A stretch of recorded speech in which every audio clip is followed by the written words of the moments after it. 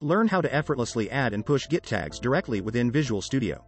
This tutorial guides you through the process, making Git tagging simple and efficient for your projects, and you do not have to use Git command anymore. You can see here is my Git tags which I have created using Visual Studio. Now let's create the same by adding one Git commit and adding tag to it. For this I am making some changes in the code. Now I am committing the changes with the relevant description. Next click on Commit All button to commit the changes. Next click on Up arrow button to push the code. Now go and check your commit history you have made on your current working Git branch.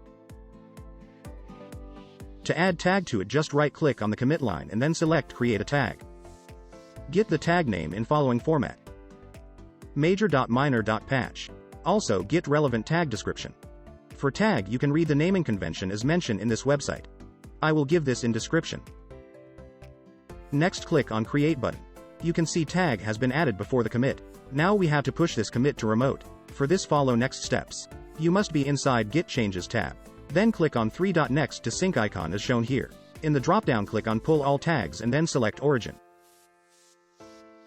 Now this tags has been pushed to the remote. In this way we can create and push tag in Git using Visual Studio.